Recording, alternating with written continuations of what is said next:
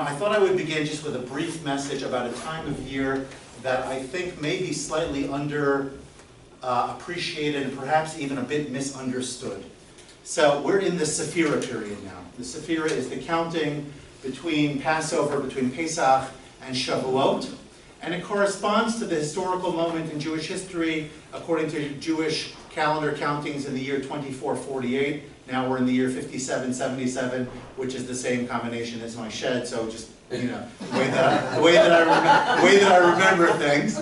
But a few thousand years ago, and so the Jews went from being slaves in a foreign land to having this supernatural Exodus experience. And then 7 weeks elapsed between that first period and the period of Shavuot, where Moses ascends to Mount Sinai and receives the Torah, the tablets. We all know the story. And this period in between seems to sort of just be a filler in a way. Yet, we have this mitzvah, we have this commandment. And in many ways, it's a strange commandment because, number one, it's tied to a particular sacrifice. There was a sacrifice, very unusual, because in the temple in Jerusalem, typically the sacrifices involved, if there was any meal sacrifice, it was flour, wheat flour. It was considered to be the highest quality grain. You typically didn't find anything other than wheat. Yet on the second day of Passover, a barley offering was offered. Second day, so that would be the first day of the intermediate period in Israel. And they brought this offering, and then from then, that's called the Omer. Omer is actually a measure. That's the amount of manna that fell in the desert per person, and Omer per person. That Omer offering was offered on the second day of Passover, and from that time we begin to count. And we count day 1, day 2, day 3, day 4, and that's why it's called Sefirah HaOmer, the counting of the Omer. But the Omer seems to be completely irrelevant to the sequence that we're describing over here. We're talking about a journey of people who are going from the land of Egypt to Mount Sinai. As Rabbi Samson Raphael, one of the great Jewish thinkers of the 19th century, talks about, he says Passover represents the physical birth of the Jewish people, whereas Shavuot represents the spiritual birth of the Jewish people. And so we became a nation on Passover, but we didn't receive our identity in the truest sense of the term, our mission, our purpose statement, if you will, until we surrounded Har Sinai and we heard God's word from the mountain. So what does this have to do with a barley offering that was offered, and how does it all seem to tie together? So the same Rabbi Hur says a fascinating thing. He says the reason that there was this barley offering is because in the land of Israel, barley is, and it's probably true elsewhere as well, the earliest crop. We call it the winter crop.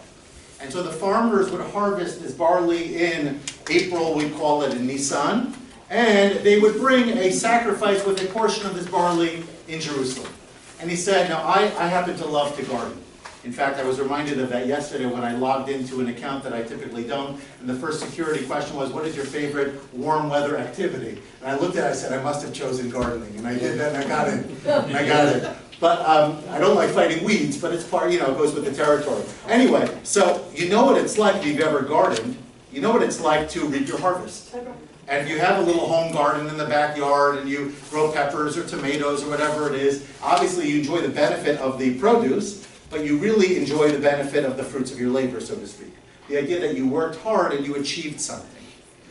When it comes to this barley sacrifice, Rabbi Hirsch is saying that the farmers, you would think that that would be the beginning and end, so to speak, of their joy. Right? We worked hard, we planted this barley, we've harvested now, we've got the return, let's celebrate. Right? And back then, when you didn't have insecticides, you didn't have control over weather, you didn't have easy time with irrigation, right? A harvest was a real time to celebrate. It really was. And we know what happens when harvests go sideways. So you would think that that would be the end of the process. And yet, the mitzvah comes, the commandment comes to tell us, no, that's just the beginning. You have your material needs, you have your financials in order, so to speak. You've got your barley, you've got your food. Now it's time to really seek out your purpose. Now it's time to really go after your true mission. Now it's time to go for the prize that can only be found at the top of the mountain. And so we count. But unlike normal counting, somebody's birthday, an anniversary, an event, my talk tonight, of course you're all counting down. Right? I'm telling you, it's going to be here 60 days, 59, right? Every day you pull one off the calendar, just kidding. But you get the idea. Typically that's how we operate. But when it comes to this, we count up. because we have to realize that we're on an upward trajectory, and that each day is supposed to bring us a little bit closer to the destination that is Sinai, the destination that is our spiritual mission. And so I think it's very fitting, as we talk about Federation, we talk about our affiliates, all of you have a mission. All of you have a purpose, and all of us, we know, obviously, as the rabbis say, im ein kemach ein Torah. If you don't have the flour, you can't have the learning, because you need to sustain yourselves. So it's a two-part mission. Right? On the one hand, we need the financials in order to achieve our goals, but we realize that our goals are never the financials alone. Our goals are always the mission, the purpose, the ideas and the values that we appreciate and that we aspire for that lie behind them. And I thought that was relevant to our topic tonight of change and change management, simply because it is a transition time. If you think about what I was just saying, the idea of going from a slave to a free man, to an elevated spiritual free man, so to speak, that's a lot of change in 7 weeks, right? You can just imagine, right? Somebody goes off to a summer camp or for a seven-week hiatus or maybe a mission or something, and they come back completely transformed. It doesn't usually happen for more than a few minutes. They're inspired, but life goes on.